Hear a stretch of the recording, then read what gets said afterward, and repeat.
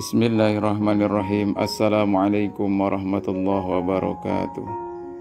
Para pemirsa, kembali berjumpa dengan Ustadz Asep Tahyudin untuk memberikan satu tausiah ataupun pencerahan mengenai sujud. Bagaimana kita bersujud kepada Allah Subhanahu wa Ta'ala, baik itu sujud dalam ibadah sholat maupun sujud syukur dan sujud yang lainnya yang ada di dalam sholat kita. Demikian, mari kita dengarkan bersama apa yang diuraikan oleh Ustadz Asep Tahyudin. Selamat mendengarkan.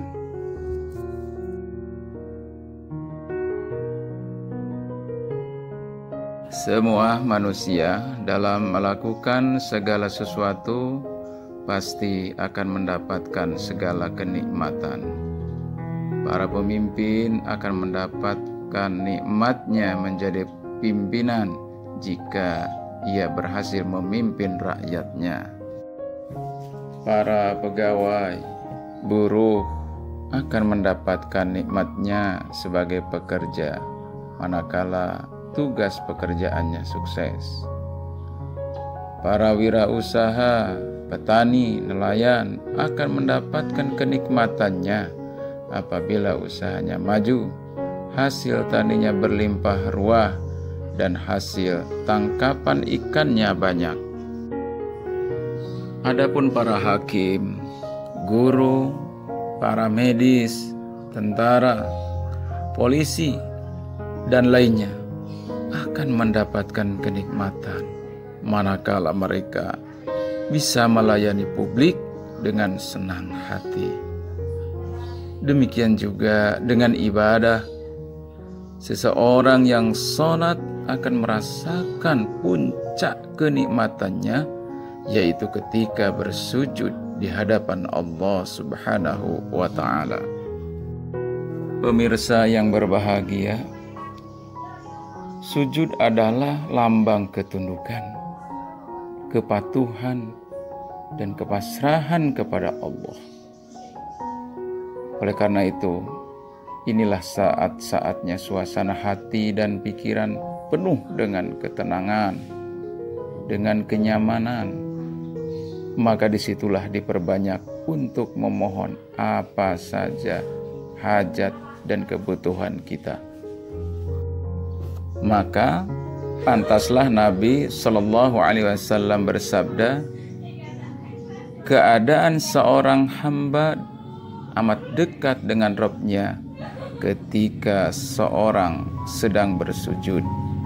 Maka perbanyaklah berdoa saat itu. Hadis riwayat Muslim. Keadaan taqarrub kepada Allah pada saat dan kondisi sekarang ini amat sangat diperlukan, di mana Allah Subhanahu wa Ta'ala telah banyak menguji hamba-hambanya yang beriman dengan berbagai macam ujian. Oleh karena itu, minimal ada 7 ujian hidup yang wajib kita ketahui.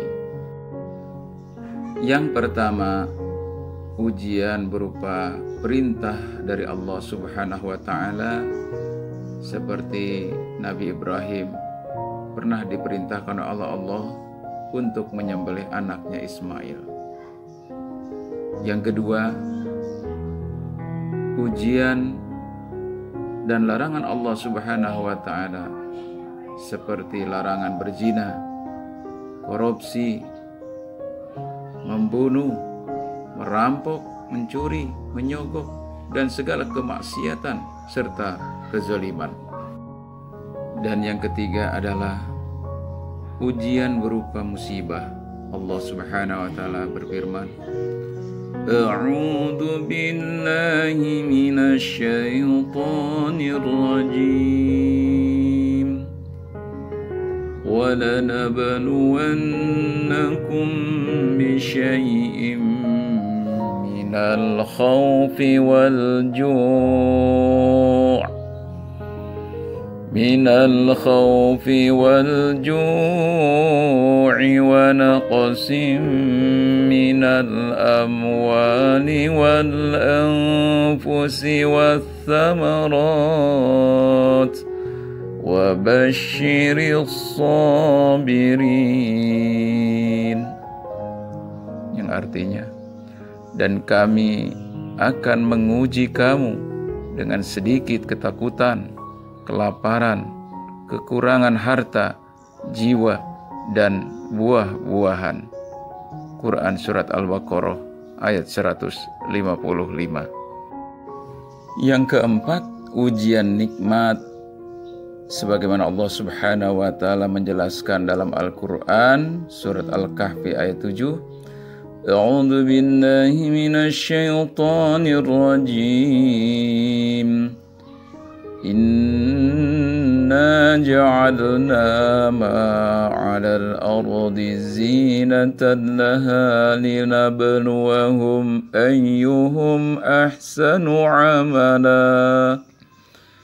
Sesungguhnya kami telah menjadikan apa yang ada di bumi sebagai perhiasan baginya, untuk kami uji mereka, siapakah di antaranya yang terbaik perbuatannya. Para pemirsa, ujian yang kelima adalah ujian dari orang yang zalim kepada kita, baik orang kafir, orang musyrik, orang munafik, para jahilun, fasikun, maupun hasidun. Yang keenam adalah ujian dari keluarga, dari suami, dari istri, dan juga dari anak. Oleh karena itu, keluarga yang kita cintai bisa menjadi musuh kita karena kedurhakaannya kepada Allah Subhanahu wa Ta'ala. Terakhir, ketujuh adalah ujian dari lingkungan sekitar kita, baik tetangga, tempat kita bergaul, handai tolan, tempat suasana kerja kita, termasuk adalah dalam sistem pemerintahan dan negara kita.